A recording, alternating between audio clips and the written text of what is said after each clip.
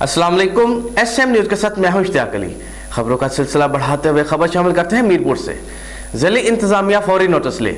बिजली गैस की परेशानी के साथ साथ शहर के इलाके करीमाबाद में वाटर सप्लाई की पानी में सीवरेज मिला पानी मिक्स होकर आ रहा है। इसी हवाले से मजीद तफसीलात जानते हैं अपने नुमाइंदे मोहम्मद खुरम से। जी खुरम, तफसीलात से आगाह कीजिएगा। हाँ जी बिल्कुल। मीरपुर खास बिजली व गैस की परेशानी के साथ साथ शहर के इलाके करीमाबाद में वाटर सप्लाई के पानी में सीवरेज मिला पानी मिक्स होकर आ रहा है, जिसके बायस अहले इलाका मस्जिद के नमाजी सख्त अजियत का शिकार। ज़िलाई इंतजामिया मुताल्लिका इदारा पब्लिक हेल्थ फौरी नोटिस लें। मजीद जानते हैं अहले इलाके मकीन से। जी बोले भाई साहब, ये मेरे पास जो दरखास्त है, मैं सद्दाम इंजीनियर वाटर सप्लाई का जो उसको 10/11/2020 को दरखास्त दे के आया हूँ। भाई सीवरेज की लेन वाटर सप्लाई से टच हो रही है, पूरे शहर में गंदा पानी जा रहा है। मस्जिद में हम खड़े में न वजू कर सकते हैं न गुसल कर सकते हैं। सद्दाम साहब ने अभी तक कोई इंडियन क्या नाम है इसका पब्लिक हेल्थ कोई कार्रवाई नहीं की।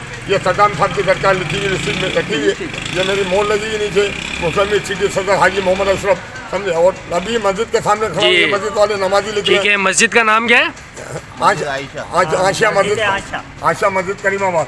ठीक है, आयशा मस्जिद कहाँ वाक़ है? आयशा मस्जिद करीमाबाद, करीमाबाद में। ठीक है। और तमाम शहर में टच हो रहा है वाटर सप्लाई। जो खुद लोगों ने कहा कि लियाकत टोल से ये सीवरेज टच हो रही है बरसातों से, लेकिन अभी तक अमल में नहीं आई। ये नमाजी खड़े अभी बेचारे कहेंगे वजू वाला पानी, हम नमाज के वजू कैसे करें?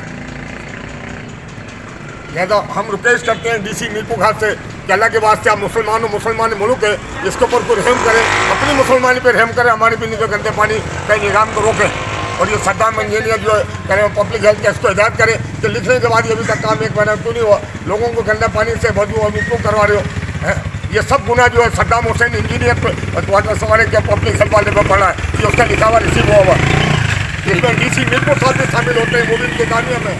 उनको भी चाहिए कि पानी शहर में हालात को चेक करें।